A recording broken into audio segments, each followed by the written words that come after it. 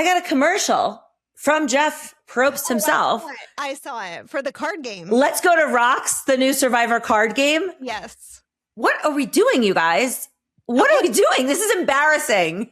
This is the network playing favorites again, by the way, because we do not have a Big Brother card game. We don't have a 1.0. We don't have a 2.0. We don't have a trading card system. We got nothing. You guys are fancy over there with your card games. Like, how unfair. CBS loves Survivor. It's so annoying.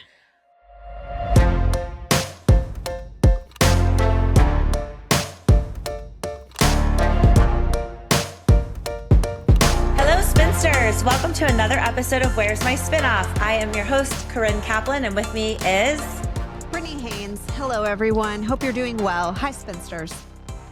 Hi, Spinsters.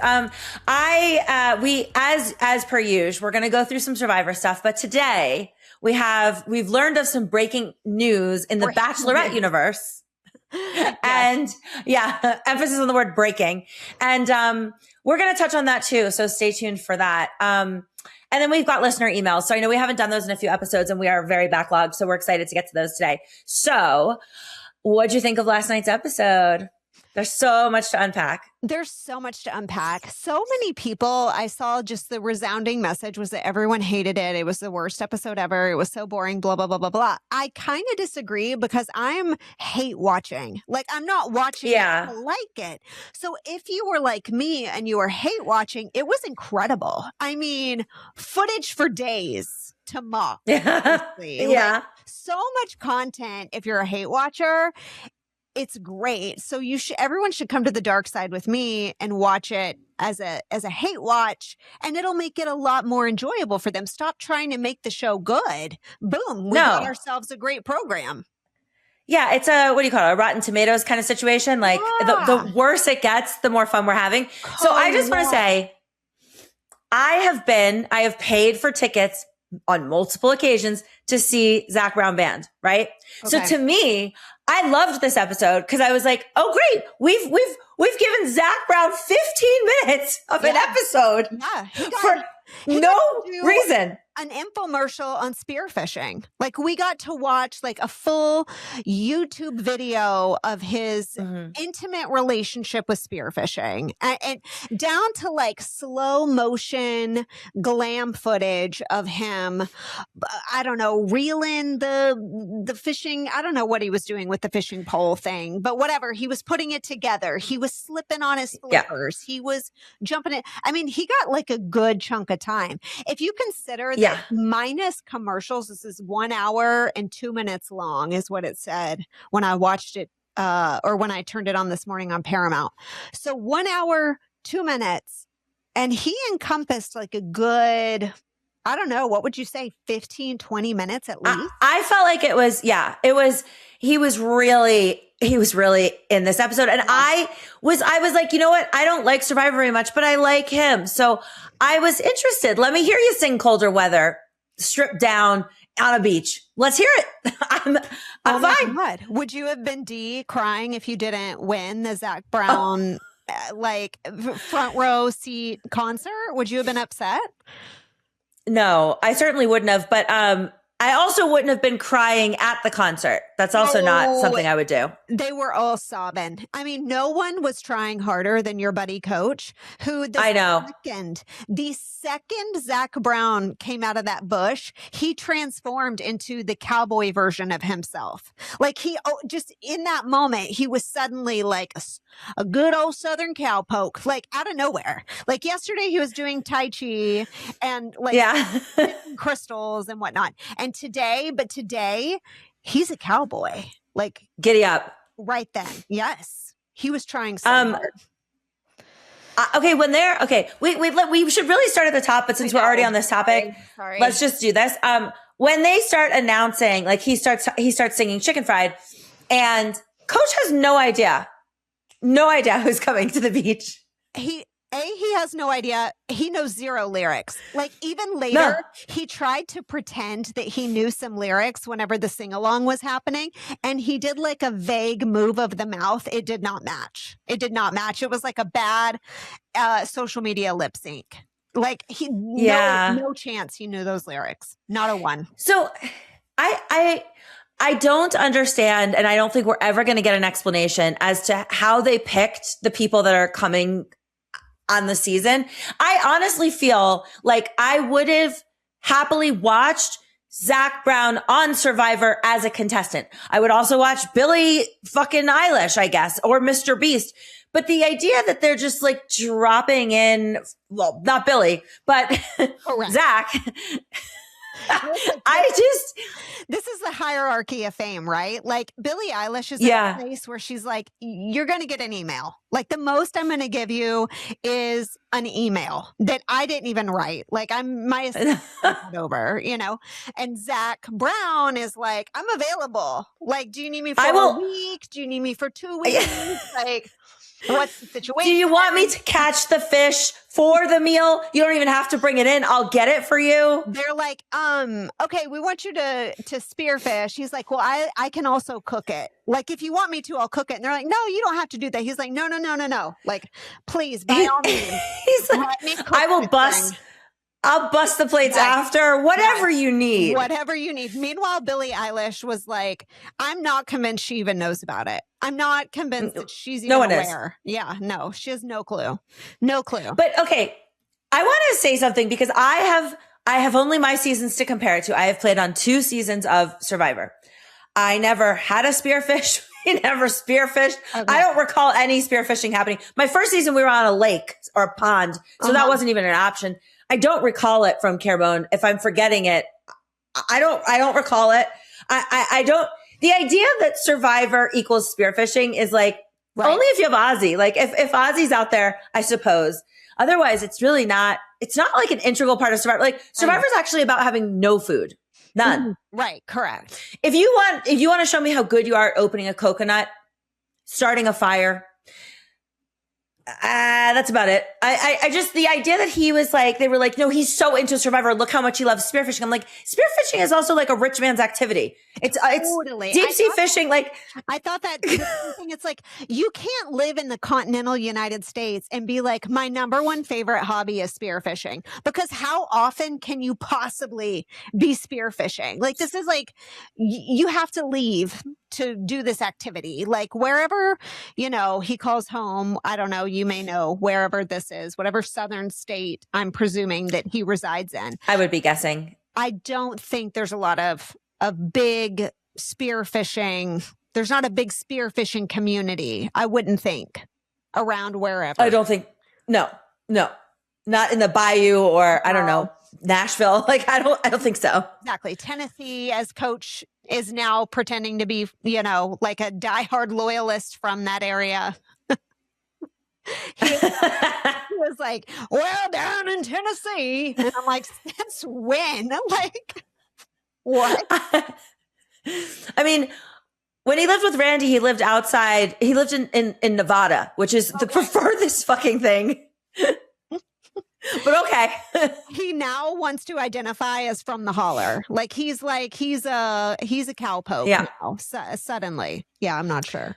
Okay, I have some notes on this that I want to get to. First of all, Jeff couldn't help himself. He started singing Chicken Fried. Of course. Dude, I believe that there is an alternate version that exists on the cutting room floor where Jeff Probst, there's no way he wasn't in that tiki hut for the bro party. There is no way he missed that concert. Like, there's no chance. I believe that he sat on his own little stump right next to Zach and sang along the whole time, and they just cut him out. Like, that's my feeling. I do not think there's a chance that he passed up that concert. No chance.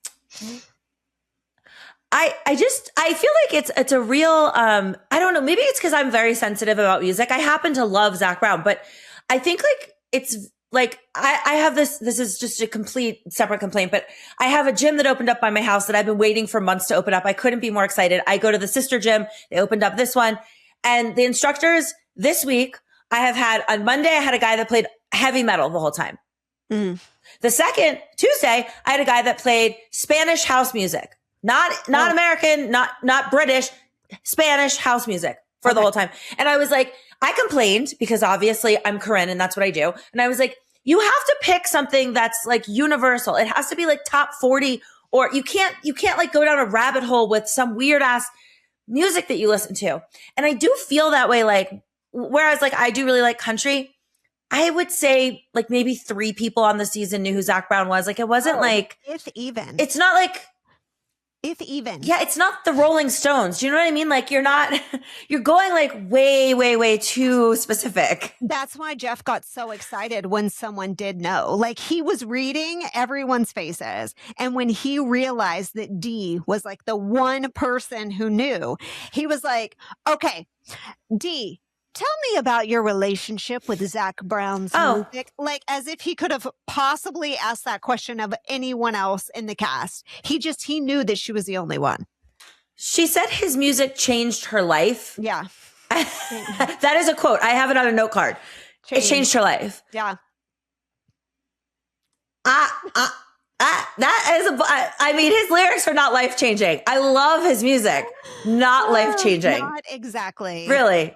I don't think that's serious, but I mean, but you know what? She had to show up. She was the only one who knew who he was. And so she was like, I've got to clock in right now. I've got to do the job and I've got to deliver the soundbite. And so that's what she did. Changed her life. I mean, credit to her, because if it wasn't for her knowing who Zac Brown was, I wouldn't know who she was. Because I swear to God, that bitch has not said 3 sentences in 9 days. Yeah.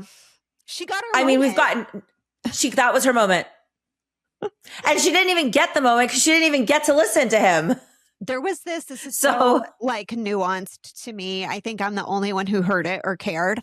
But when they were in those groups and he was trying to tease who it was going to be, Sari like was looking at him with all the hope and longing left in her body of like, this is going to be so amazing. And she goes, who is it? And it made me laugh so hard, because then for sure Sari was like, what? Who? Like, there's no way that Sari is a big fan. Like, she didn't.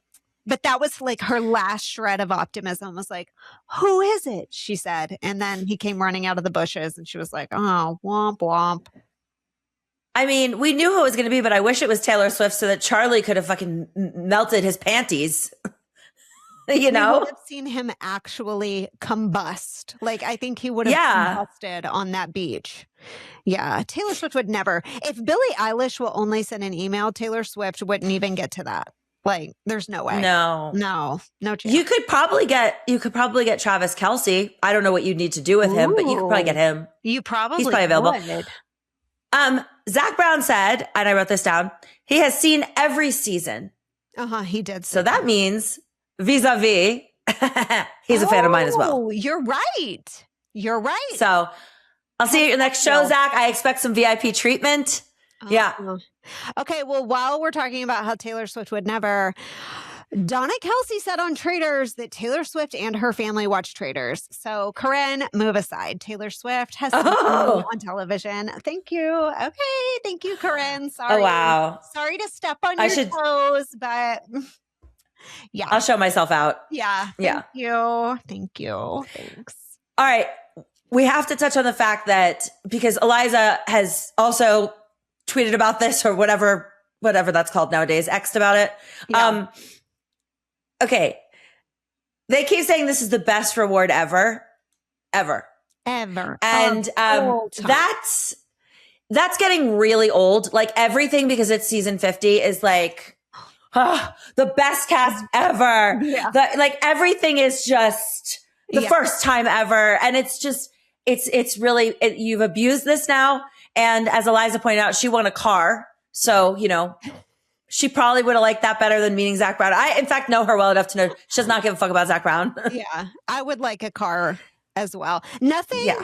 I don't care who you are. Now, I would accept it from Taylor Swift, but that's probably the only person that would be exempt from the fact that I don't like an intimate musical performance.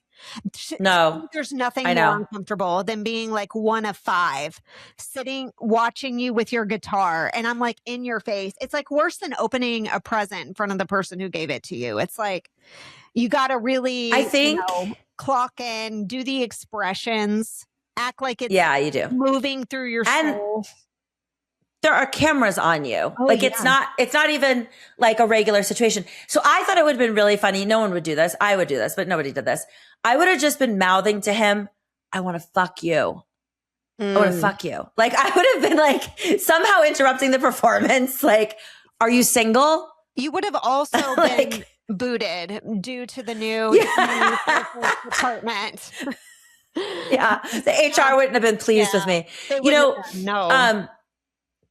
I famously, I mean, I feel like, I don't know. I can't, I don't know. It was so long ago, but basically Jeff gave a bunch of interviews after my first season, and there was like entire Reddit threads dedicated to the idea that they thought I was dating Jeff because of the way that he was talking about me in every interview. And he had just come off of dating Julie Berry. And so that there was this idea and this mentality in like the survivor population that he would continue dating survivors. And I was just like kind of in the crosshairs.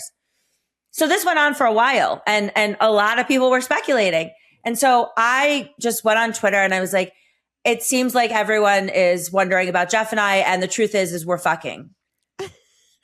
That's what I tweeted. And I tagged him in it. And I just was like, I don't know. He actually blocked me later on, but I am blocked from Jeff Post. I am. Okay. I could show you. Great. I just think it's really fun to throw that kind of thing out there sometimes. And that's what I would have, I hadn't met the dentist yet. Okay. And I was out on the beach. Trust me, I'm spitting game at Zach Brown. That is the only reason I'm sitting that close to that man. He's gonna know. Yeah. He's gonna know I'm interested. You're gonna send some signals. Okay. Well, yeah.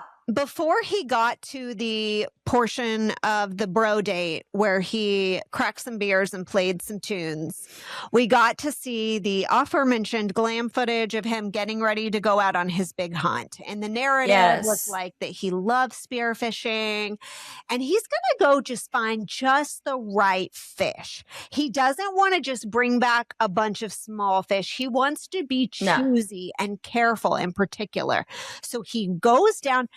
Potentially a CGI manta ray goes by. Was it CGI? Was it not CGI? I'm not here to judge. I'm not sure. I will say it looks sketch, but I don't know for sure. So I'm not spreading rumors. So off goes the CGI manta ray. And then he's like, okay, he's eyeballed the perfect fish to take back to these survivors. He's so excited and he aims, he fires, he shoots the fish, perfect shot right through the belly, right? Okay. Are you with me? I'm with you. Corinne, the fish was attached to an anchor that was sitting at the bottom of the sea. This is Zach Brown's line. Do you see this line right here? Yes, I see that. This line is attached to an anchor that if you pause, you can clearly see an anchor down here. It was a faux hunt. It wasn't even a real hunt. Yes, he shot a fish that was tied to the bottom of the ocean. It wasn't even a real. Oh my God. Are you the first person to figure this out? Because this is a big deal. Probably. And this is very embarrassing. It was a stage. Oh my God. It was staged. And then he goes on to say, oh my God, this was the perfect fish. This was just the right size. I remember. Yeah. Yeah. Nope. It was literally anchored to the bottom of the ocean. How many times do you think he shot that poor fish for the camera in a row? He probably had 17 stab wounds to the side because he just kept shooting it over and over until they got the right angle. Okay. Well, you know what footage I'd like to see? The actual poor soul that had spent all day looking for that fish and then tying it up in such a manner that it was still alive and able to look like it's swimming and be anchored down. And also, Zach, I'm disappointed, man. If I were Zach Brown, I would have refused. I would have said, no matter how long it takes, we're going to get an actual a real fish. Yeah. No, this fish was. I'm telling you, I will send the picture to Brock so that he can include it. Yes. You can actually see like the glitter of the metal that is the anchor off of the bottom of that third line. But 3 lines are going into that fish. If you stand time still, 3 lines are going into that fish. 1, 2, 3. It's attached in at least 3 places. It was a faux hunt. He didn't even actually hunt the fish. Okay, let this clip go viral. I hope this clip goes viral. I hope everyone learns because Britney Haynes is so, this is after she's already done us the service of Coach's bald spot. Which she didn't even have to do anything else this season. Okay? I'm showing up. Coach's bald spot on this particular episode during the challenge. Corinne, it was giving. If I say the word crowning to you, does that mean anything? Yeah. Okay. Yes. It was giving crowning. Like there was just like a split in the hairs and then like oh boy. It was, a lot of references to giving birth. But anyway, continue. Yes. I debunked he did not actually shoot. Well, I mean, he did shoot the fish, but the fish was tied up. No. He shot a tied up fish. There you go. There you have it. That's so offensive to me. Like it's fine. It's fine that you have a country artist coming out to Survivor. It's fine that you wasted 15 minutes that we could have seen gameplay. All that is fine. But you had to stage this part. Not fine. Mm-mm. And I mean, and then the insult to injury was him talking about it like he just was out there for hours until he found just the right size and shape. It was like, no, you looked for the one that was attached to the anchor. Yeah. Oh my God. Okay. I'm excited to bring you that breaking news. Well, I want to point out too that like, I understand this is a 26-day season. It's still going to drive me insane. I know that we are on day 9. I want to explain that I remember this very clearly because for me in my first season, we won like some bullshit, like seasoning, which didn't do anything because so we won like seasoning and then we won, at some point we won like a very small basket of pastries and that was it until day 19, which is the official time we had like food, like a feast. Yeah. And on Carmone, it wasn't until the merge. So we're talking my first real like food, like not a quarter of a donut was on day 19. They're only on day 9. You're not that hungry. It's not that bad on day 9. Let me tell you this, Corinne. You're not going to lose any weight, you guys. You don't even have to sell me on this idea because if my survivors have enough energy in the tank to host and perform a talent show at camp, they're not suffering enough. Like, yeah. You're not drained enough. You're not dehydrated enough and you're not in any pain. If I'm having to witness you do your best Mickey Mouse voice for the judging panel, it's not hard enough out there for me. I need people who are just trying to live. Yeah. Yeah. It did make me think of one of the things that I think is completely lost in just the editing is that for me, and it actually is the same for me with The Amazing Race. Like, while it's nice to have somebody who's really strong, someone who's really strategic, whatever, what the best thing you can have on a show that is otherwise just mentally so taxing is someone that's really funny. And like the reason I'm so close with Randy is because Randy cracked me the fuck up. Like he really, like, he was so funny. He made me laugh so hard. And I not to toot my own horn. Listen, I can't open a coconut. I've never started a fire. I'm not that pleasant overall, but I'm funny and I will make funny comments and I will be funny. Yeah. And like, I felt like that's how I found you in The Amazing Race because no one was funny, but you were really funny. And that's why I decided I liked you. And so when they did that talent show, I was like, I think it was maybe their attempt at showing, I didn't find the talent show to be funny, but like, you could see my edits. Nobody, if you ask people, they'd say I was funny, but you wouldn't, no, America doesn't think I'm funny because there's no real way to, I guess that like you have to be a one-dimensional character and whatnot. But I wish that like for the ones like Rizzo, who as far as I can see have no redeemable anything, I'm like, oh, maybe he's really funny. Like maybe I would find him funny. It's a stretch for him, but you see what I'm saying? Like, I think that a skill that is super underrated is literally just being funny. Oh, I totally agree. I'm certainly not strategic. I haven't been asked back to anything because I am such a great strategist and I have mind for a game. Like, that's not it. And you're right. You know what would have made the talent show funny and good and entertaining? If we had a sour bitch off to the side roasting all of the time. Yes. Like that would have actually made it pleasant and enjoyable. But no, I had to actually value them on the merits that they were showcasing for the panel. No, it was terrible. All I could think was like, you're not suffering. None of you are suffering enough. If you have enough energy to faux fight, knock me out. Okay. Get hungry. Yeah. Anyway. It's also, I want to point out that I would say the hardest part for me on Survivor, like the number one hardest thing was the people. I hated some of the people, and that's very difficult for me. Mm-hmm. I would say the number two hardest thing behind that is the boredom. So because we don't have anything to do in a period of 3 days other than one tribal, 2 challenges, one of which results in tribal, but that's it for 3 days. There is nothing to do. That's why you want to claw your eyes out. Yeah. These people they're not bored. No, there's something every day. To back. Yeah. They have something. So every day. Yeah. I'm sorry. This isn't that hard. Right. I mean, they're cracking beer. And they're eating the fish. Coach says it's the best fish he's ever eaten, because normally when he has fish, a fellow countryman doesn't cook it. But this time, since a fellow cowboy cooked it for him, it was like extra. He could taste like the brotherhood on it.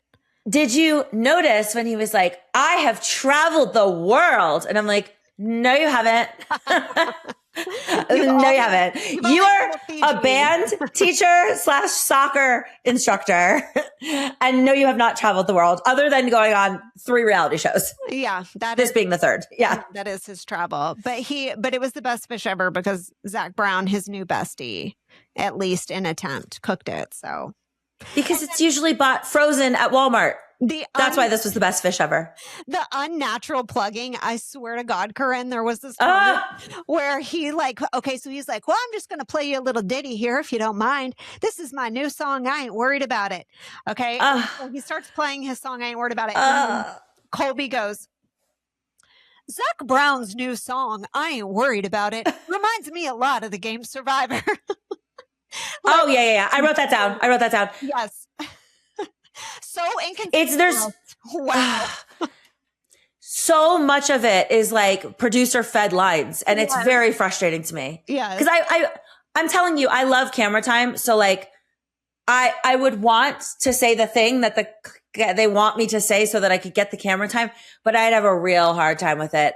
I mean, I remember distinctly, first of all, because I'm a bad actress, so it's not going to come off well. But when we got voted out or whatever of the Amazing Race, we were really mad at the Riley sisters just because they were on the mat and they were doing a bunch of thanking God and stuff, and we were just kind of like, what? And so when we walk out to do our exit interview, Eliza says to me something like, did you see the look on their face, their smirk? And I just very plainly go, the amount of Botox going on, I didn't see anything. And it was a very something like that. It was very organic, and I meant it. And I was just like, literally their faces don't move. So I don't even know what you're referring to. And the producer that was there was like, we didn't get the audio. Can you do that again? And I was like, I tried. It didn't air because I can't do something twice. It's so inorganic to me. So watching this, please tell me the fans can see that obviously that's what they told Colby to say. He did not think about saying that. I wish though, that I could see you have to try to do it. Zach Bryan's new song, I Ain't Worried About It, really made me think this is a lot like the game Survivor. Hold on. Just so you know, you just accidentally said Zach Bryan, who is way more famous and way more controversial, and definitely said no to this ahead of Zach Brown. There should not be 2 country music artists named Zach Bruh.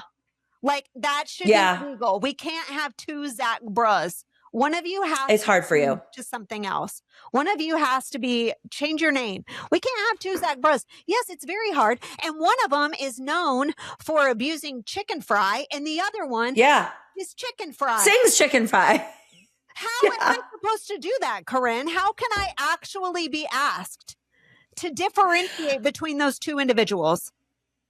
I understand your pain, and this is this is part of the problem here. It is a big problem. I was calling him Zach Bryan or Brown, whichever one is correct, half of the time. It's interchangeable to me. I don't know which one is which. Yeah, well, they don't even look remotely similar, but that's okay. That's all right, because you know what? The casual viewer had no idea which one that was either. I didn't know what this person looked like until I saw him, and I thought, I like the investment on the teeth. I do appreciate that he put his money right up Yeah. front. I did. They were glistening. He's cute. Beautiful, He's so. way better looking than Zach Bryan is. Okay. Okay. So I noticed, did you notice that? Because, oh, maybe not, because I have to sit through the commercials. I got a commercial from Jeff Probst himself. I saw it for the card game. Let's Go to Rocks, the new Survivor card game. Yes. What are we doing, you guys? What are we doing? This is embarrassing. This is the network playing favorites again, by the way, because we do not have a Big Brother card game. We don't have a 1.0. We don't have a 2.0. We don't have a trading card system. We got nothing. You guys are fancy over there with your card games. Like, how unfair. CBS loves Survivor. It's so annoying. I mean, well, we all know not after this episode. So we were told by Eliza Orleans that this is the lowest rated episode in the Survivor history. It got 4.2 out of 10. I don't really know how they come up with this rating. What's confusing to me, which maybe this is obvious and you can explain this. If everyone watched it and hated it, everyone still watched it. So if everyone didn't watch it, it's not this episode that tanked. It's the one before it because it drove people to not watch this one. So I don't understand because poor Zach woke up this morning like, oh my God. What did I do? But it's not his fault. It was Jeff's rap. Jeff's rap. It had to be, right? People turned it off when he started rapping and they never came back. And never turned it. They never came back. I mean, it wasn't Zach's fault. His faux fish moment. He did his best. This was not on him. This was on Jeff. I was really like, I don't understand why we're blaming Zach for this. It's not his fault. Yeah, 4.2 out of 10. It was the rap. I really believe it. I think the rap did it in. It really did it in for this program. I would like to see some accountability on Jeff's part because it's not even the poor contestants. It's like you, sir, you did this. You did this. Own up to your own rap, admit it. Right? Admit that was a mistake, and maybe people will come around and tune in for the finale. I don't know. But yeah, so she sent, wasn't it a tweet or an X? Yes, but I called up the results of that. Hold on. Oh my God, I forgot my breaking news. Okay, wait. So this is what it said. Last night's episode of Survivor 50 is now the lowest rated episode ever on IMDb, surpassing the premiere of Survivor 41. Okay, so I went to the article, read a little bit more, and it's 4.2 out of 10 is all I got at the article. But here's what I circled. In the tweets, I'm reading all the responses, and everyone's like, Jeff is so out of touch. It's insane. Mr. Beast's episode is going to be lower. Probst and CBS deserve it, and hopefully they're now scrambling to edit the oncoming Mr. Beast app. Sucks too, because the gameplay after that wasted 15 minutes. Okay, and then somebody tweets this. The lowest should have been anything Caramoan pre-merge. Which is like just exactly I'm pre-merge Caramoan. Get out of my sandbox. Oh my God. So what? What? There's nothing wrong with my season. My season is very good. So personal. That was weird, right? It's very. Okay, so I didn't read it correctly then. What I understood was that like it didn't have very much viewership, but you're correct. What it actually says was that this was just like ranked on IMDb among episodes. So this has nothing to do with how many viewers tuned in. Well, because that's what CBS cares about. I wish I had that information. I don't, but like that's what matters. How many millions tuned in? I think it takes like 3 days for them to get those numbers. So we won't see them for a couple of days or something. I have breaking news. I'm going to interrupt this Survivor. Okay. Well, we all understand that if you vote off Q, you don't have a prayer and now you reap what you sow. Yeah. So one of my favorite patrons, Lindsay, had commented on Q's Instagram. And it was before our episode came out. Our episode was coming out in like an hour. And she was like, you're so good looking. Why do they vote out the good looking? And I was like, Linz, just wait till my episode comes out because it's all I say. Like my entire recap is just Q is really hot. He DM'd me. Dun, dun, dun, dun. Yeah. Okay. What did he say? He said, you were my Survivor crush for a long time. Haha. Oh my God. And I said, you made my day. So in another world, had I been on Survivor 50, you're right. Obviously, you're right. Would have been great. And you know who paid the price for voting out Q? The loser tribe, because they were stuck under that net on this episode. And then they had Oh, to yeah. be birthed out of that net one by one, by name, by Jeff, like, as they emerged from the birth canal with their head hung in shame. And I bet they were really rethinking their life's choices in that moment. I mean, I hope they go to tribal one more time so that like 2 people's games were cost because you voted Q out. Because Q, you wouldn't be going to tribal. You definitely wouldn't. They didn't. They had no prayer. They could not push that boat a single inch. Like there was no chance. No. They just laid down and died. Frankly, you could just see them like gasping for air under the net, like mouth to a hole, trying to get some oxygen in their blood. They were dead under that net. Yeah. Yeah, it was bad. We have to talk about first of all, Rizzo, when he goes to check out the idol thing, production feeds him this line. I wrote it down because it really annoyed me. It's pretty hot and I think I need a wardrobe change.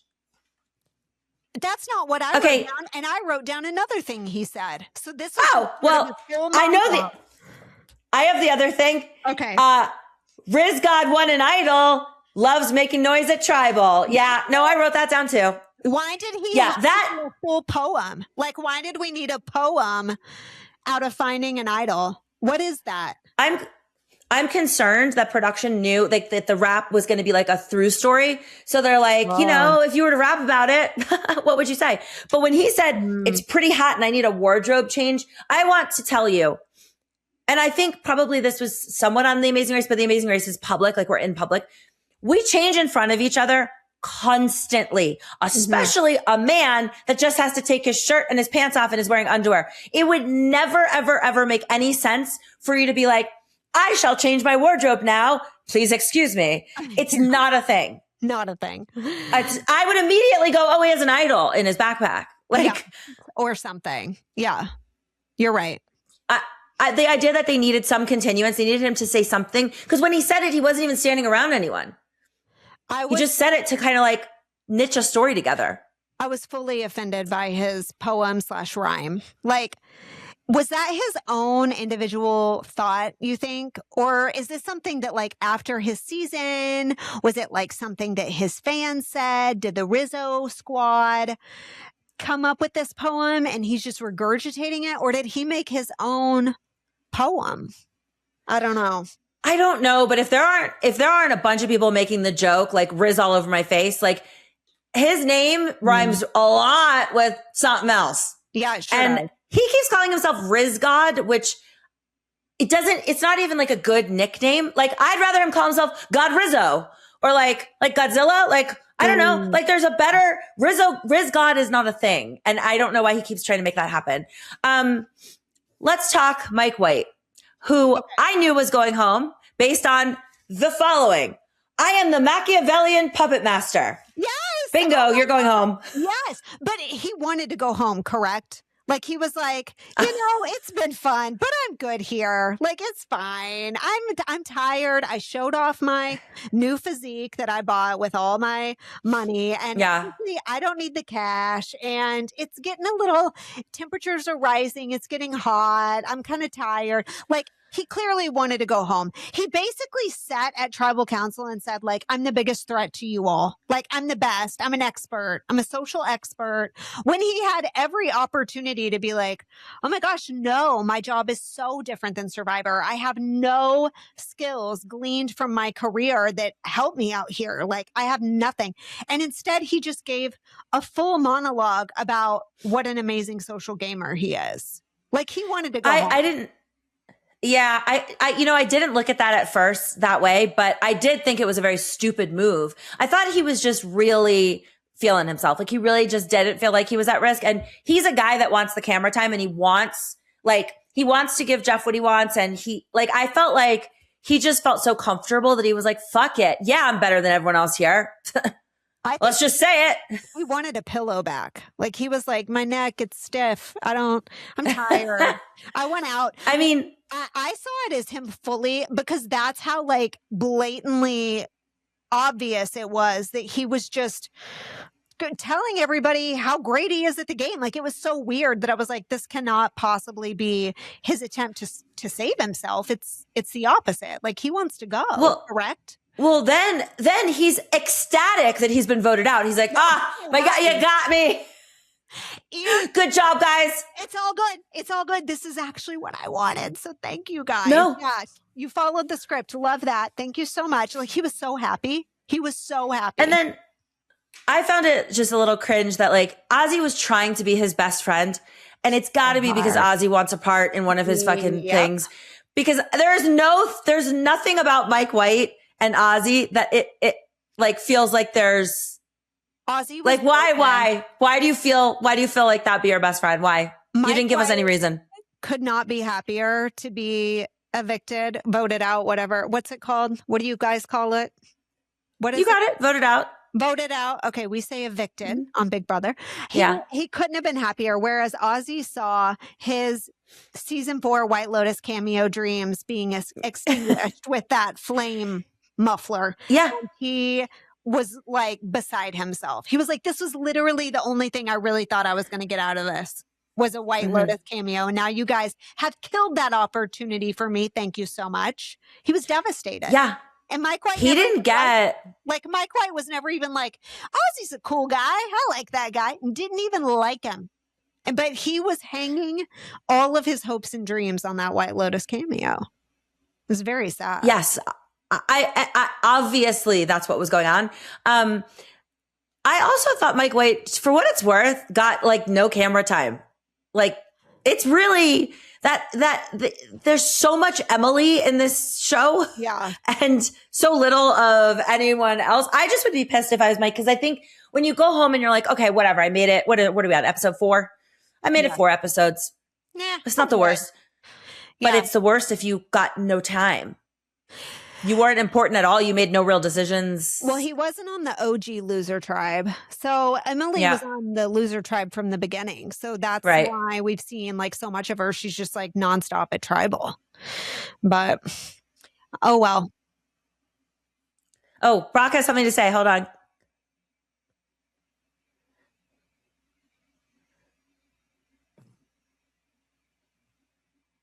Okay, so Brock said that, because they can't hear Brock. So just before he was evicted, they announced the cast for season 4 White Lotus, and Ozzy, he does not believe, is included. Thank you, Brock, for that information. He didn't have enough days.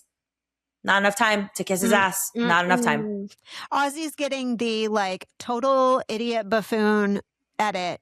And in addition, didn't even get his White Lotus cameo. Like, it's just a loss across the board for Ozzy. It's tough. It's really tough. Yeah. I'm sorry, Ozzy.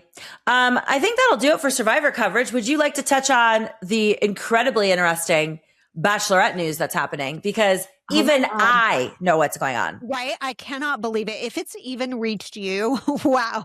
We're talking big. We're talking big time. Yeah. Okay, so there is a show on Hulu called Secret Life of Mormon Wives. It has been on for 2 to 3 seasons. I can't remember exactly. 2 of the girls were recently on Dancing with the Stars. One of them has gone on. She's now on Broadway because she did Dancing with the Stars. Very, very popular. It's a big show. I mean, it's a big show, but the show was created because this one girl who was chosen to be the Bachelorette, Taylor Frankie Paul, had a controversy within her mom group where she was involved in swinging with the husbands. So when the show first dropped, I thought that I was going to get to watch Swinging Mormons. I was very excited. And but it wasn't, right? That's why I never watched it.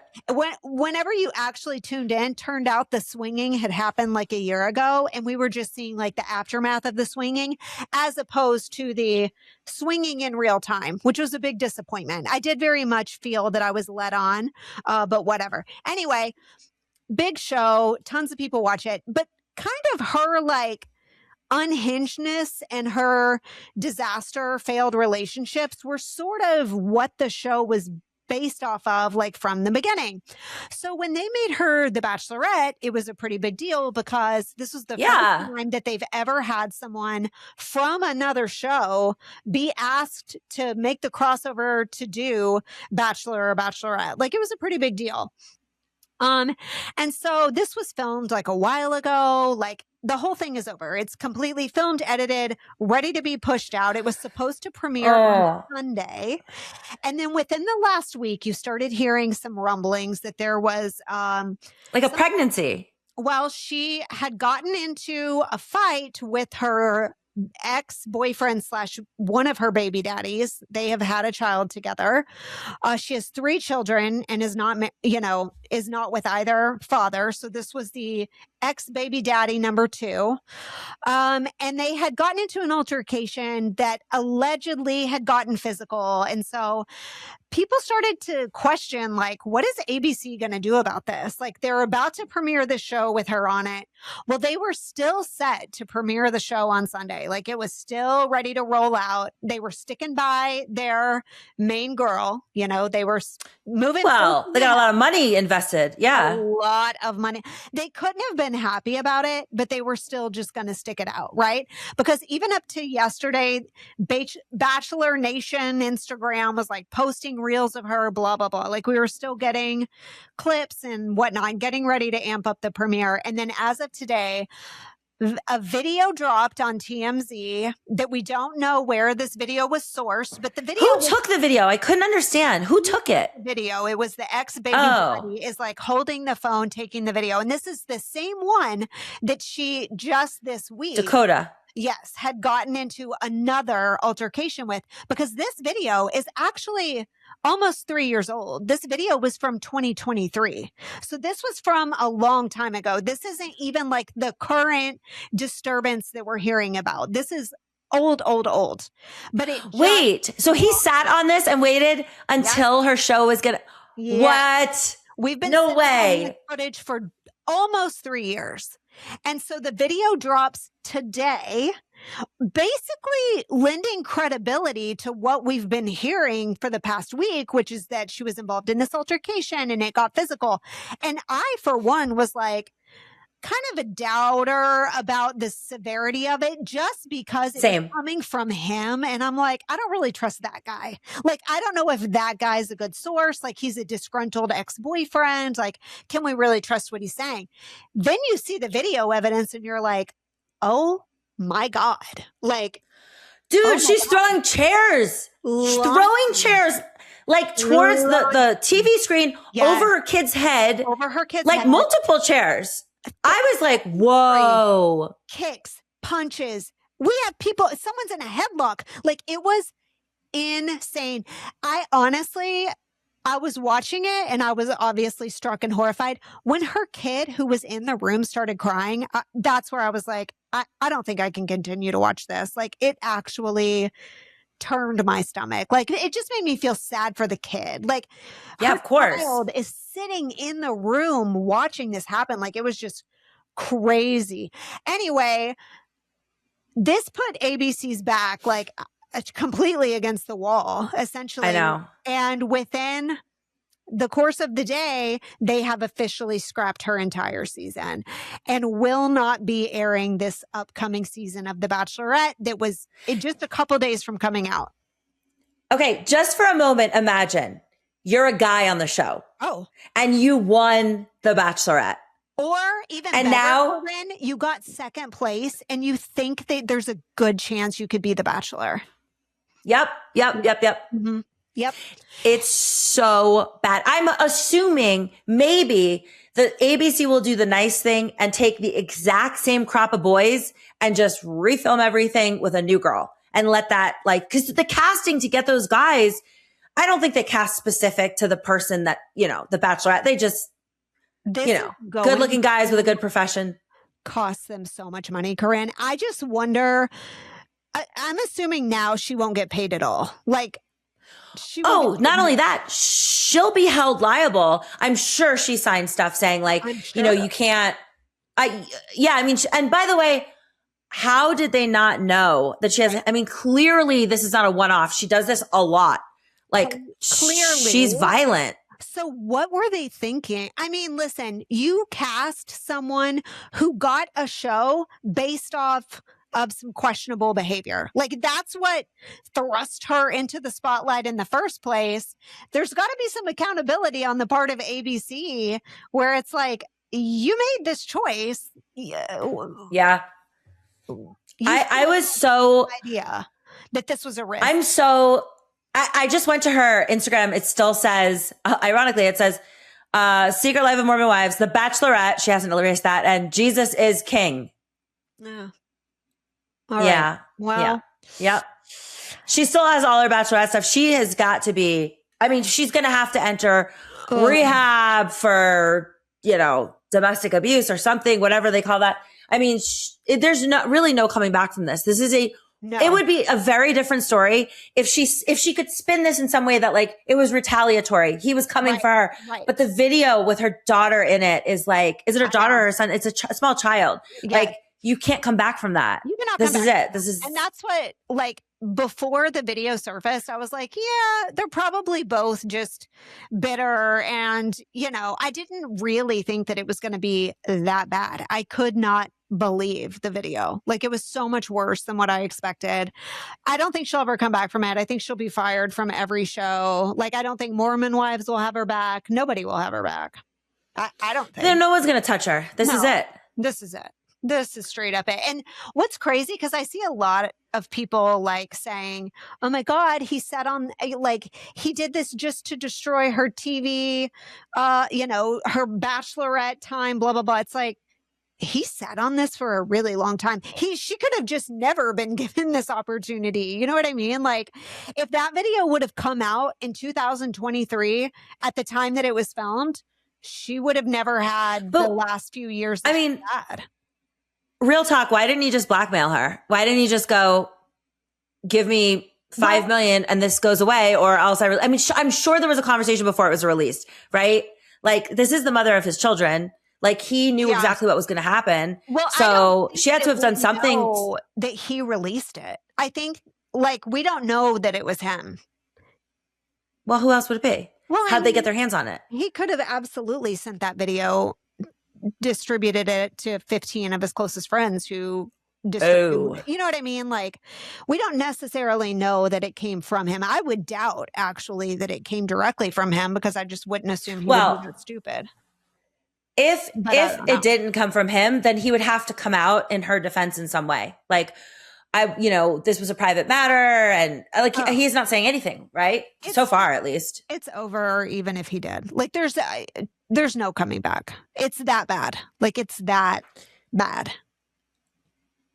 I know, but I'm slightly concerned he's going to get the wrath as well. Like, did you let your child around her again? Because, like, why didn't you press charges? Like, if this happened 3 years ago, like, now he's kind of in a mess too. Mm-hmm. Yeah. I mean, it's a bad situation. I just think from the part of the network or from the side of the network, oh my God, that the last thing they wanted was to have to pull that season. Like they were depending on 2.5, 3 months of programming that they're now going to have to fill like this empty slot with what? Just the cost of filming. It's so bad. I know. A disaster for them to have to scrap it. It is a disaster. It's the last thing that they wanted. Crazy. Yeah. I'm like looking forward to every twist and turn with what's going to happen now. Like, yeah, there's nothing they can salvage, right? They can't use any of it. It's not like they could like cut and paste it or something. No, I don't think so. I guess in theory, they could like just AI right over her face and we could watch like a pretend computer generated season. Would that be a thing? I don't know. Okay. I don't know. Corinne. Yeah, please. I've been dying to hear from our listeners. You can write into us at where's my spinoff @gmail.com. Well, what do we have today, Britt? I am excited. It's been too many episodes since I've heard something from our listeners. Let's read this one first. You can use my first name, but no last name. So this comes to us from Travis. Hello, Travis. Thank you for sending an email. Okay. One time, me and this person I know both had to go to the bathroom. I walked up to a urinal and this unnamed person went into a stall. I didn't think anything about it until I heard a lot of shuffling and heard a belt clasp hit the floor. I noticed that this person dropped their pants all the way to the floor and that their feet were pointed toward the toilet, therefore peeing, standing completely naked. I was mortified. I mean, at least they went into a stall, but I don't understand why a grown man would do this. I didn't ask about it, but now when I see this person, I laugh and can't take them too seriously. What are your thoughts? Forever a mean girl, Travis. Hi, Travis. I don't go to men's bathrooms. My assumption is he's got a very small penis or a very large penis. I would err probably small, and he doesn't want other people to see it. Right? What other reason would you have for I don't know, because I am completely horrified that someone would pull back up pants that had touched public restroom floor. That is disgusting. I would be avoiding my pants touching the floor at all costs. So if you're a guy, you basically never have to consider that. Great for you. So why they would do it as a choice, I have no idea, really. But maybe you're right. I mean, there's some sort of something alarming in there, you know? There's an insecurity. Or, okay, I have like extreme phobia of peeing in a cup. I have a really hard time, like the idea of balancing the cup underneath me, like, cause like when you go for a physical and you have to pee in a cup, you know? Yeah. Okay. I have like for years, I will dread the appointment. Like I dread that more than my hysterectomy. Like I absolutely, I cannot function. I have to drink a ton of water because I'm so nervous that now I can't pee. And then I can't get it in the cup. And like it's a disaster every time. And then my doctor, who I adore, I was telling her, like, is there any way, like which part of like, I don't know which part of the metabolic panel, whatever, like what, like can you just like, I don't care if like, whatever. I don't want to pee in the cup. Like just take that off my physical. And she's like, we can accommodate you. And I was like, I thought she was going to say, I'll hold the cup. Like, and she said, well, for extreme, like elderly patients with Parkinson's, we have what's called a pee hat. And it's literally called that. And it looks like an upside down hat.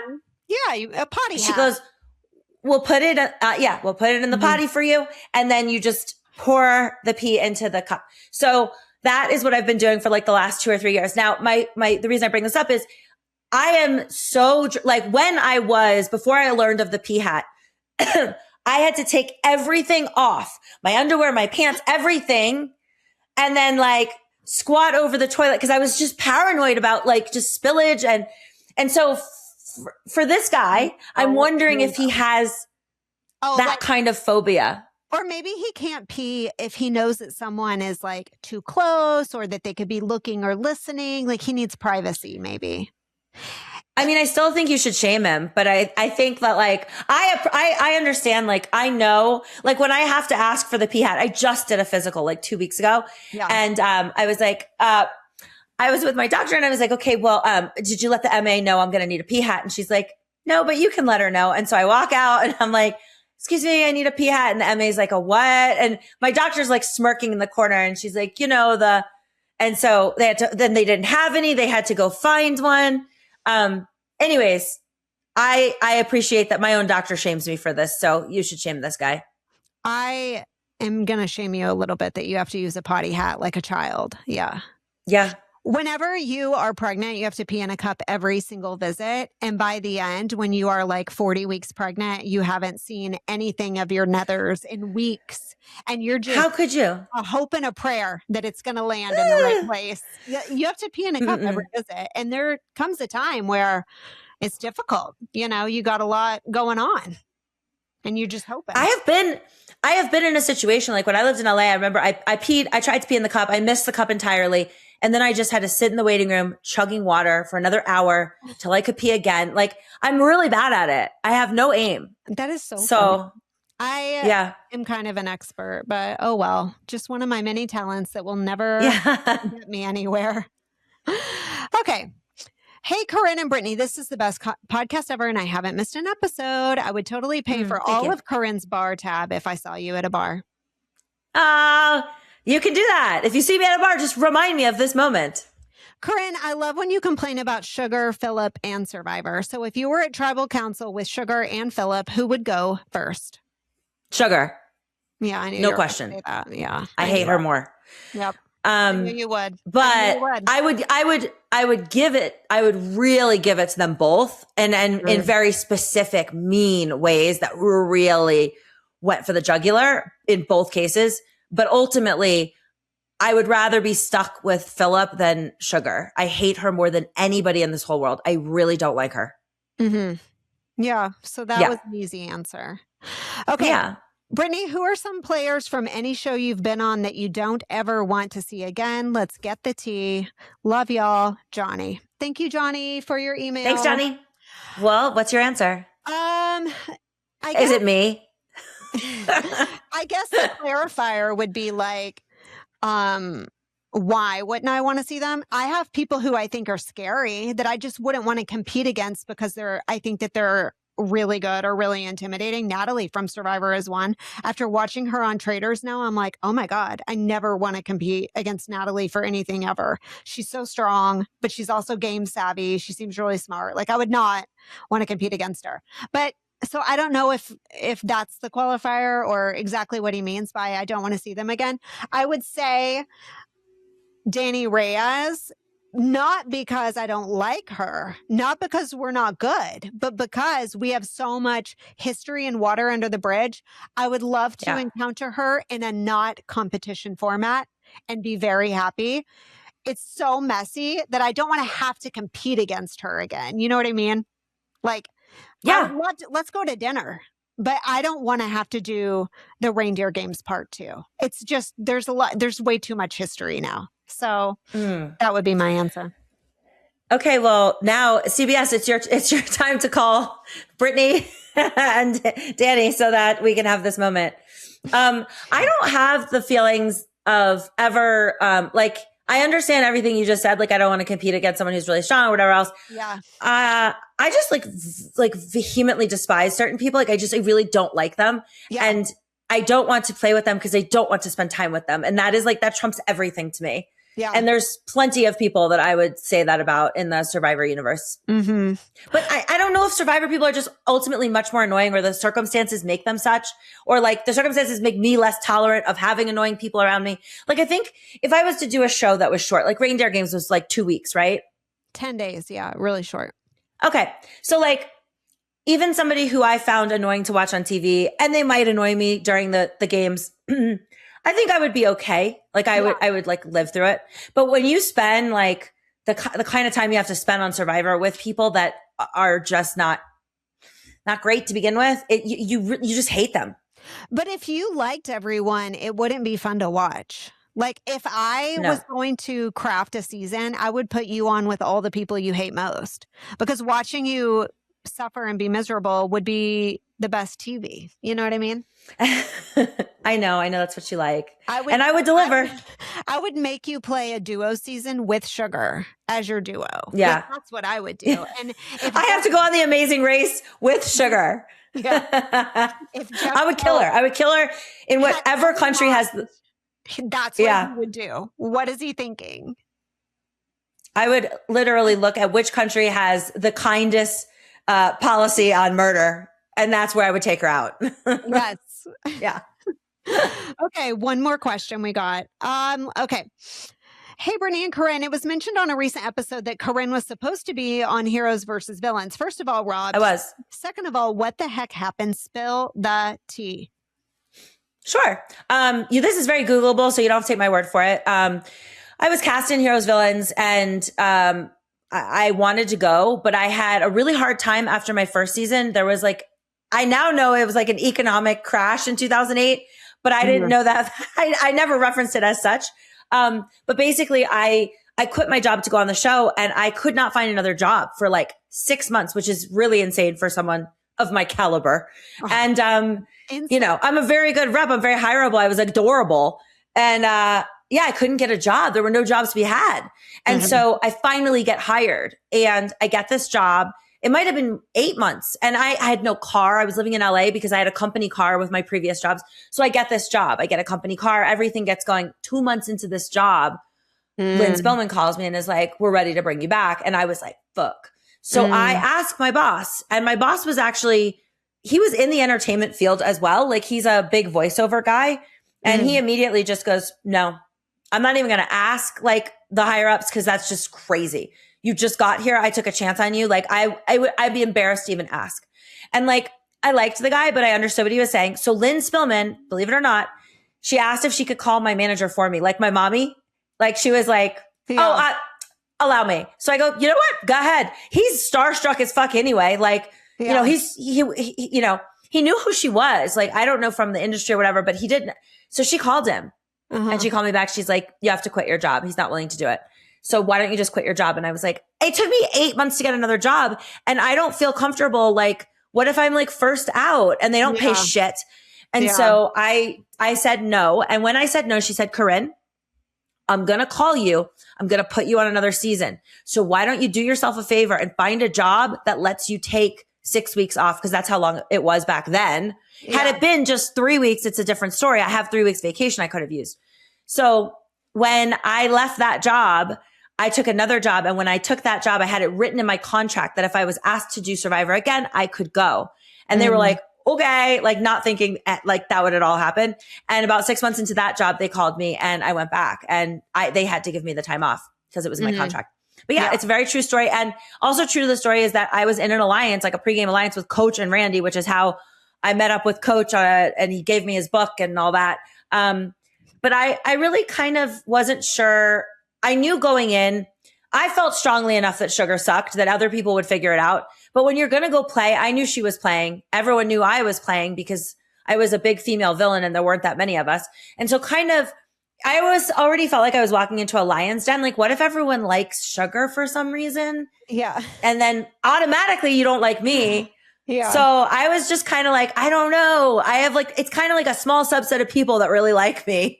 And so like, I think I would have done fine on the villains tribe. But anyway, as the story goes, I said no. And Lynn called me one more time and she said, I'm going to put somebody in your place. Once I put this person in your place, you can't retract this. So you have 24 hours. And then and it ended up being this girl, Danielle. I forgot her last name now. But I saw Danielle. She was a bartender, as was everybody back then. She happened to be serving me a drink like months later at, it was a hotel bar. And I was on a date with this guy, Ted. But anyways, I saw her and I go, oh my God, you should comp my drink. If it wasn't for me, you wouldn't be on the show. And she's like, I have no idea what you're talking about. I'm like, yeah, you do. You know, because you weren't on the show until about 2 weeks prior when they called you because I said no. And she's like, I don't think that's true. I was like, no, you know, never mind. I'll pay for my drink. So that was my exchange with this girl who definitely, I am positive, only got on the show because I said no, because they told me once we tell her she can go, you can't then say, I never mind, I can go. We can't do that. It might have even been a week before. It was very last minute. I was slated to go and I was like, and then I ended up bailing. Oh, okay. Yeah. That's the tea. Britney, were you ever contacted for BB All-Stars? If you declined, why? You could have saved that season. You are both amazing and the podcast is top tier. I was contacted for the last All-Star season of Big Brother.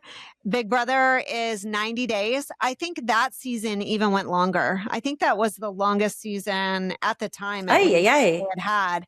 And it was during COVID. They filmed that like it was in the middle of COVID. My kids were not going back to school because the school was closed because of COVID. So I had to be their homeschool mommy. Like I had to be homeschool mom.